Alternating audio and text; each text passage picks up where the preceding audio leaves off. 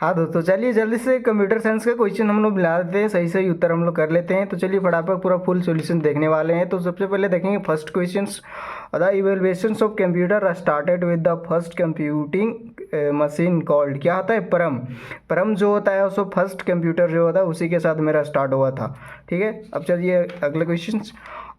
Choose odd on from the following, तो इसका क्या हो जाएगा, फायर वायर। ठीक है दोस्त, समझ ले कि इसमें किलोबाइट, मेगाबाइट और पेराबाइट जो है सो क्या होता है, ये सब जो होता है स्टोरेज का यूनिट होता है, तो इसलिए ये सब ऑप्शन नहीं होगा। क्या होगा, फायर वेयर होगा। ठीक है, एक निबल बराबर कितना होता है, 4 बीट होता है। ठीक है दोस्त, उम्मीद है कि क्वेश्चन बहुत इजी था, आप लोग सही सही उत्तर किए होंगे। फिर भी आप मिला लीजिए। Operating system is an interface between the, जो कंप्यूटर और ऑपरेटिंग सिस्टम के बीच जो इंटरफेस होता है क्या होता है, यूज़र एंड हार्डवेयर के बीच होता है। ठीक है दोस्त, अब चलते हैं पाँचवें क्वेश्चन। पाँचवें क्वेश्चन ये है, the second generation computer use for internal operation, क्या था, ट्रांजिस्टर यूज हुआ था। फर्स्ट वैक्यूम ट्यूब हुआ था यूज और सेकंड में ट्रांजिस्टर यूज हुआ था। ठीक है दोस्त, और सेकंड क्वेश्चन था, कंप्यूटर लैंग्वेज कौन सा होता है, all of these, assembly, interpreter, compiler. ठीक है दोस्त, अब सेवन क्वेश्चन तक क्या होता है, blank is use to connect external device to the computer, क्या होता है, पोर्ट। पोर्ट से सारे डिवाइसेस कनेक्ट होते हैं। ठीक, और फिर 8 questions, spyware is written on a computer to monitor user action, तो इनमें से सी वाला ऑप्शन सही होगा। ठीक है दोस्त, the binary number system base 2 is compare two unique symbol, तो क्या होता है, 0 और 1 पे काम करता है। ठीक है दोस्त, तो वही यहाँ पे बताया गया कि the number system base 2 compare of two unique symbol, तो 0 और 1 पे काम करता है, वही उसका सिंबल क्या होता है, 0 और 1 होता है। ठीक है दोस्त, अब यहाँ पे 10वें क्वेश्चन में देखेंगे क्या, डेसिमल में चेंज करना है और दिया हमें हेक्साडेसिमल में दिया है, उसको डेसिमल में चेंज करना है। तो उसके लिए सबसे पहले देख सकते हैं, जो 10th के बाद 10 जो आता है तो क्या होता है 11, फिर बी का कितना हो जाएगा, ए का कितना होता है 10, बी का कितना होता है 11 और सी का कितना होता है 12, तो 12 इंटू 16 192 हुआ, और 9 का कितना आएगा 19, सी का कितना हुआ 12 इंटू 60 192 होगा, और 9 का भी निकाल लेंगे 153, और 2 का होगा 9, टोटल ऐड कीजिएगा तो 713 आएगा, और इसका पहला आंसर सही होगा। और आगे चलते हैं, वंस का कम्प्लीमेंट क्या होता है, तो वंस का में आता है कि 1 जो होता है 0 में कन्वर्ट हो जाता है, और 0 जो होता है 1 में कन्वर्ट हो जाता है। तो यहाँ देख सकते हैं 1001 था, तो क्या हो जाएगा यहाँ पे 0110 हो जाएगा, तो इसका कौन सा आंसर सही होगा, इसका सी वाला आंसर सही होगा। अब 12 क्वेश्चन आते हैं, क्या होता है, कैरेक्टरिस्टिक्स ऑफ गुड प्रोग्राम, एक अच्छे प्रोग्राम का क्या कैरेक्टरिस्टिक्स होना चाहिए, यूज़र फ्रेंडली होना चाहिए, रिलायबल होना चाहिए और पोर्टेबल होना चाहिए। तो क्या होगा, इनमें से ऑल ऑफ दीज होगा, सारे आंसर सही, all of these, option number D सही होगा। और question number 13, in this statement has error, तो देख सकते हैं 13 वाले क्वेश्चन में बोल रहा है कि इनमें से कौन से एरर है, तो semantic error, syntax error, run time error. तो देख सकते हैं x into y is equal to z, क्या ये z का वैल्यू इसमें असाइन हो रहा नहीं, तो ये क्या है, वो सिंटेक्स एरर हमारे पास आएगा। ठीक है दोस्तों, अब क्वेश्चन नंबर 14 में, इन फ्लो चार्ट, क्लियर आ रहा है ना, in flow chart the parallelogram symbol is use to represent, क्या रिप्रेजेंट करता है, पैरेललोग्राम जो होता है सिंबल से क्या रिप्रेजेंट करता है, इनपुट और आउटपुट को रिप्रेजेंट करता है। ठीक है, तो C plus plus is an extension to क्या होता है, असेंबली होता है, असेंबली लैंग्वेज। अब क्वेश्चन नंबर 16 पे आते हैं, जल्दी से कर लेते हैं, पूरे फुल सॉल्यूशन देखने वाले हैं। Literals data are data items that never change their value, क्या होगा, ऑप्शन नंबर बी होगा, इसका कभी भी लिटरल्स का जो होता है कभी भी वैल्यू चेंज नहीं होता है। ठीक है दोस्त, every executable statement in C plus plus must be terminated, क्या होता है, सेमी कॉलन से कोई भी स्टेटमेंट को हम लोग टर्मिनेट करते थे। ठीक है, अगला क्वेश्चन चलते हैं, the predefine stream object for input output and errors as follow. तो क्या होगा, इनपुट के लिए सी इन करवाते थे और आउटपुट के लिए सी आउट, और इरर्स के लिए क्या होता है, CERR होता है। तो इसका सिंटैक्स ये होता है, तो ऑप्शन नंबर सी सही हो जाएगा। अब आते हैं क्वेश्चन नंबर 19 पे और देखते हैं यहाँ क्या आता है, द साइज ऑफ इसका, इस स्ट्रिंग जो दिया है इसका साइज क्या होगा।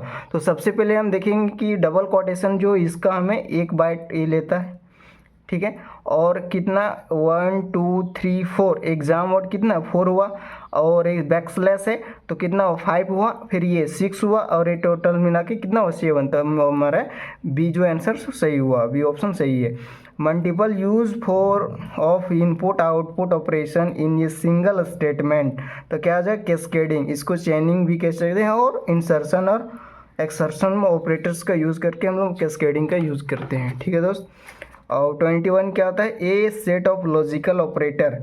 तो लॉजिकल ऑपरेटर क्या आता है, तो पहले देख सकते हैं अर्थमेटिक ऑपरेटर है, ये असाइनमेंट ऑपरेटर है, और एंड और ये है, तो सी वाला ऑप्शन जो होगा सही होगा, ये है मेरा लॉजिकल ऑपरेटर, ठीक है। अब 22 पे आते हैं, increment decrement operator are respectively. तो हम लोग देखे थे क्या, प्लस प्लस से क्या होता है इंक्रीमेंट, और माइनस माइनस से क्या होता है डिक्रीमेंट। इसका मतलब बी वाला आंसर सही हुआ। अब चलिए 23 क्वेश्चन पे चलते हैं और देखते हैं क्या है, what is the result of following expression.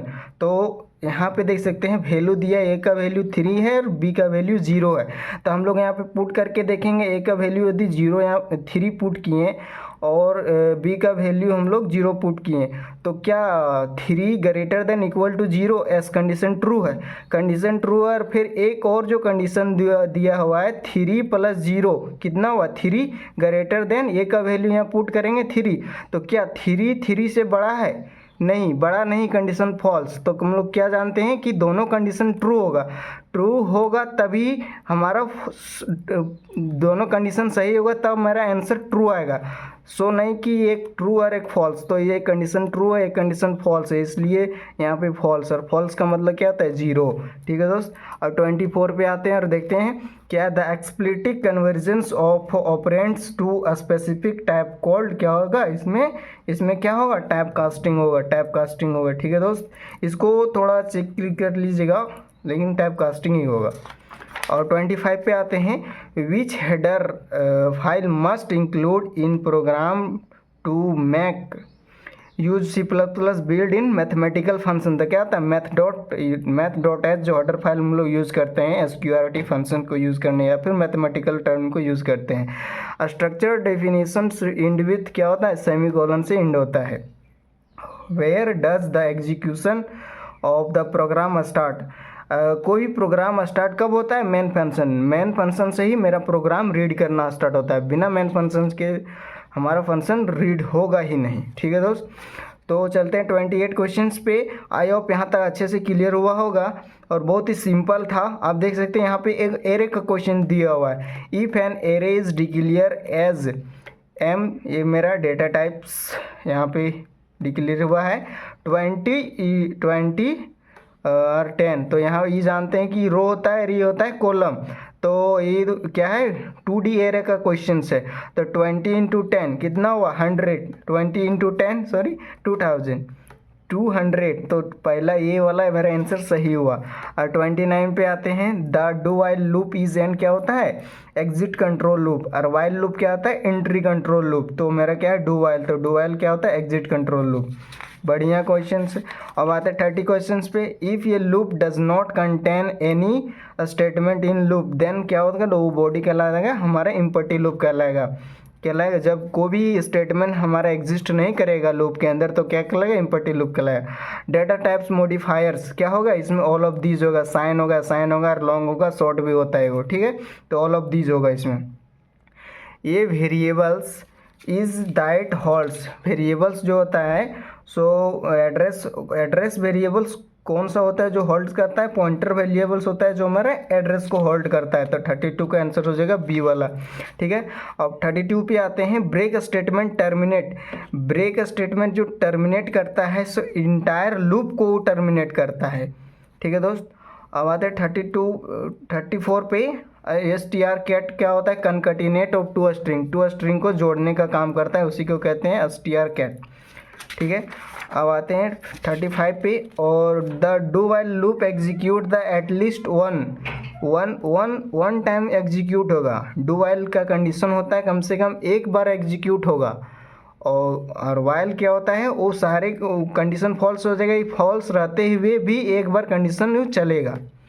ठीक है दोस्त, अब आते हैं 36 पे, और 36 पे देखेंगे क्या, यहाँ पे देख सकते हैं ये हमें प्रिंट करवाना है। तो कंडीशन है क्या है, I greater than equal to 5, तो आई इनिशियलाइजेशन हुआ है 1 से, और greater than less than equal to 5, तो क्या कंडीशन ट्रू है, कंडीशन ट्रू है तो एक बार एग्जीक्यूट हुआ।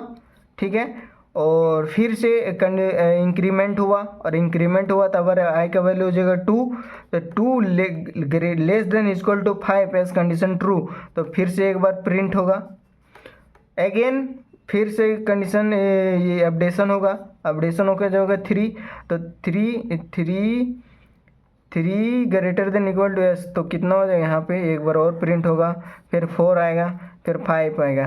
देख सकते हैं यहाँ पे 5 मेरा स्टार प्रिंट होके आएगा, तो 5 टाइम्स होगा। ठीक है दोस्तों, आंसर मेरा ये वाला सही होगा।